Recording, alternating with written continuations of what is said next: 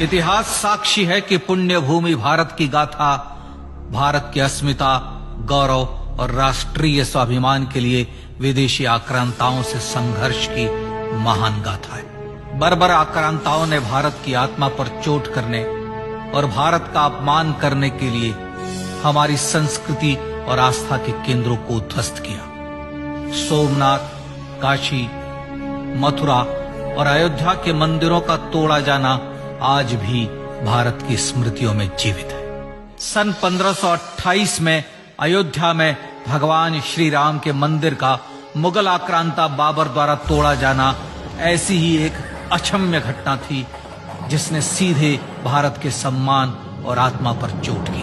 कारण साफ था, अयोध्या के श्री राम के मंदिर पर आक्रमण भारत की आत्मा पर आक्रमण था। जहां हर भारतीय के रोम रोम में राम बसते हैं, वह भारत यह अपमान कैसे सहता। राम मंदिर पर आक्रमण भारत को आहत कर गया था। विदेशी हमलावर अपनी बर्बरता दिखाते गए और भारत अपने आत्मगौरव को फिर से पाने के लिए संघर्ष करता रहा। भारत रामलला के जन्म स्थान पर बाबर के नाम पर बने एक ढांचे को देखता और उसे हटाने का संकल्प लेकर शक्ति संजोया करता।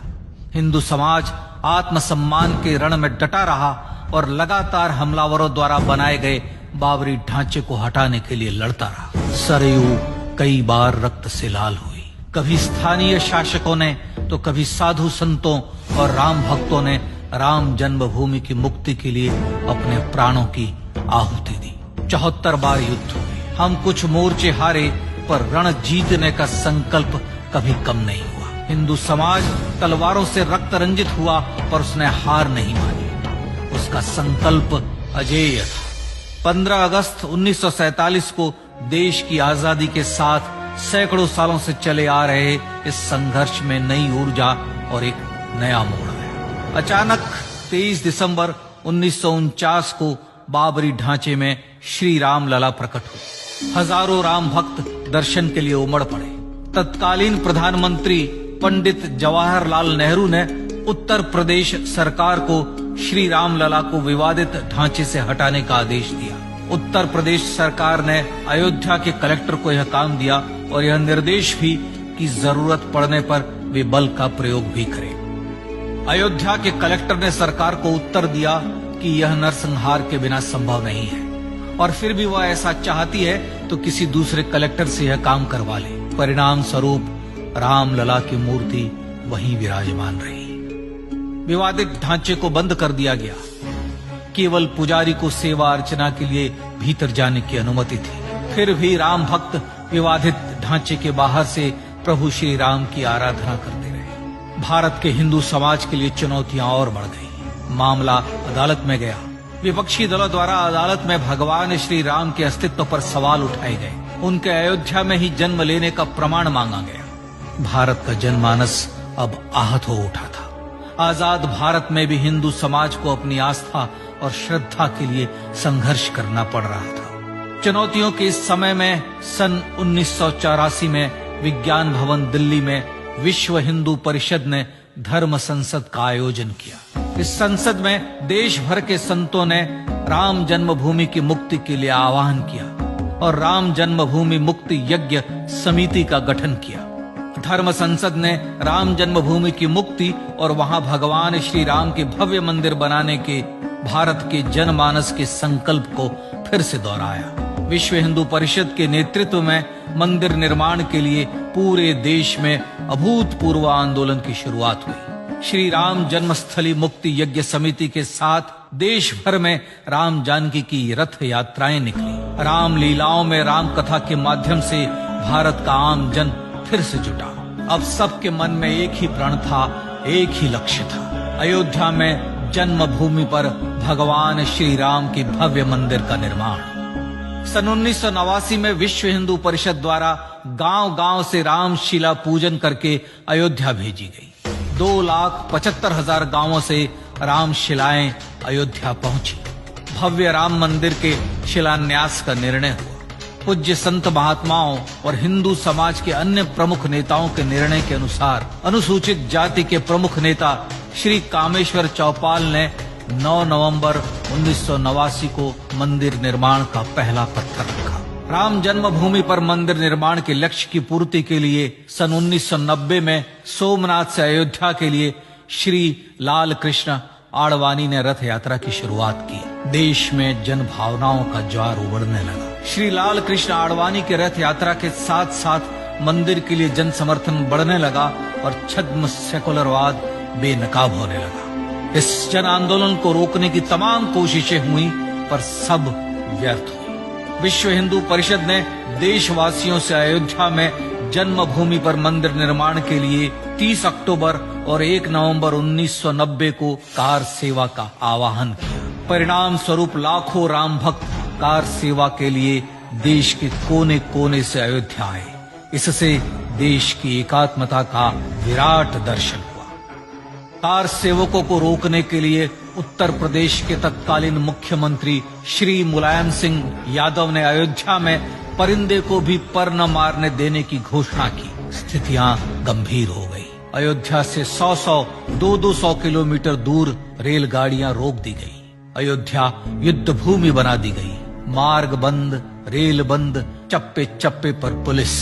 अयोध्या सैनिक छावनी में बदल गई। राम नाम पर ऐसी पाबंदी कि अर्थी ले जा रहे लोगों तक को रोका गया क्योंकि वे राम नाम सत्य कह रहे थे। लेकिन सैकड़ों किलोमीटर की यात्रा कर कार सेवक अयोध्या पहुंचने लगे। राम के गीत गाते, होठों पर हंसी और पांव में छाले लिए राम काज के लिए राम भक्त देश विदेश से अयोध्या पहुंच ही गए। कार सेवकों पर गोलियां चली। अनेक कार सेवक शहीद हुए। आजाद भारत में जन्मभूमि पर राम मंदिर के लिए कार सेवकों ने फिर एक बार अपना बलिदान दिया, पर कार सेवकों ने विवादित ढांचे पर भगवा फहरा ही दिया और इस तरह कार सेवा सफल हुई। श्री राम जन्मभूमि आंदोलन ने भारत की सुप्त आत्मा को झकझोर कर जगा दिया था। विश्व हिंदू परिषद ने फिर एक बार 6 दिसंबर 1992 को कार सेवा का आह्वान किया। राम भक्तों को कार सेवा करने देने के लिए अदालत में प्रार्थना की गई, पर अदालत ने कोई निर्णय नहीं दिया। परिणाम स्वरूप बौद्ध, जैन, सिख, स्वामीनारायण संप्रदाय, गायत्री परिवार, हर पंथ मत विचार के हिंदू एकत्र हो गए। छूत अछूत का भेद मिटा, जाति की पहचान मिटी। हम सब हिंदू, हम सब सिंधु बन गए। राम सिंधु में ज्वार उठा और देखते ही देखते 6 दिसंबर 1992 को श्री राम जन्मभूमि से बाबरी ढांचा सदा के लिए हट गया।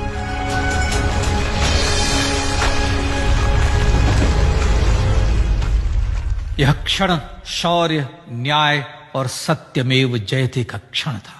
यतो धर्मस्ततो जय का क्षण था। पर संघर्ष की गाथा यहां जाकर भी नहीं रुकी। छद्म सेकुलरवादियों द्वारा भारत और भगवान श्री राम के इतिहास को झुठलाने के लिए अदालतों में चुनौतियों का सिलसिला चलता रहा, जो 1950 से चल रहा था। हिंदू सिखों के बीच से गुजरते हुए भगवान श्री राम का दर्शन करने के लिए विवश थे। यह स्थिति थी आजाद भारत में श्री राम और राम भक्तों की। पर सत्य को तो जीतना ही था। आखिरकार देश के सर्वोच्च न्यायालय के 5 जजों की खंडपीठ ने 9 नवंबर 2019 को ऐतिहासिक निर्णय दिया और यह कहा कि अयोध्या जन्मभूमि परिसर की पूरी 67 एकड़ भूमि रामलला की, और न्यायालय ने भारत सरकार को जन्मभूमि पर मंदिर बनाने के लिए एक ट्रस्ट बनाने का आदेश दिया। सर्वोच्च न्यायालय के आदेश के अनुसार भारत सरकार ने 5 फरवरी 2020 को श्री राम जन्मभूमि तीर्थ क्षेत्र नाम के ट्रस्ट का गठन किया और राम जन्मभूमि न्यास की भूमि जो सरकार द्वारा अधिग्रहित की गई थी, उसे ही नवनिर्मित न्यास को वापस दे दिया गया। 5 अगस्त 2020 को भारत के प्रधानमंत्री श्री नरेंद्र मोदी ने श्री राम जन्मभूमि तीर्थ क्षेत्र के अध्यक्ष पूज्य महंत नृत्य गोपाल दास, राष्ट्रीय स्वयंसेवक संघ के पूज्य सरसंघ चालक डॉक्टर मोहन भागवत एवं उत्तर प्रदेश के मुख्यमंत्री श्री योगी आदित्यनाथ की उपस्थिति में श्री राम जन्मभूमि पर भगवान श्री राम के भव्य मंदिर के लिए भूमि पूजन कर निर्माण कार्य का शुभारंभ किया। इस तरह लगभग 500 वर्षों से राम जन्मभूमि की मुक्ति के संघर्ष का पटाक्षेप हुआ। अपने आत्मसम्मान और राष्ट्रीय अस्मिता के लिए इतना लंबा संघर्ष विश्व के इतिहास में बेजोड़ है। श्री राम भारत की आत्मा, भारत की परिभाषा, हमारे राष्ट्रीय आदर्शों और जीवन मूल्यों के प्रतिनिधि मर्यादा पुरुषोत्तम हैं, जो हर हिंदू के होठों पर जन्म से मृत्यु तक रहे, बस यही हर हृदय में प्रार्थना होती है।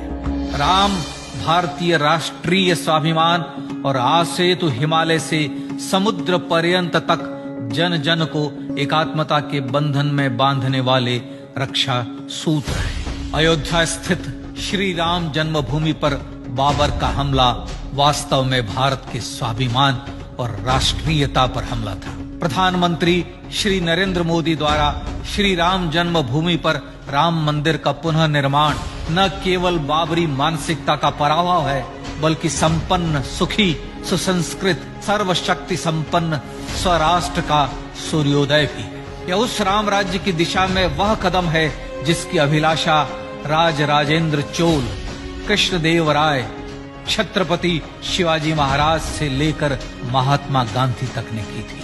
अयोध्या में जन्मभूमि पर भगवान श्री राम का मंदिर न सिर्फ राष्ट्रीय गौरव होगा, बल्कि वह श्री राम के आदर्शों का राष्ट्र मंदिर होगा। अब वह महान संकल्प पूरा होने जा रहा है। आइए इस राम यज्ञ, राष्ट्र यज्ञ में जिन ज्ञात और अज्ञात भारतीयों ने अपनी आत्माहुति दी है, उनका पुण्य स्मरण कर उन्हें श्रद्धांजलि दी।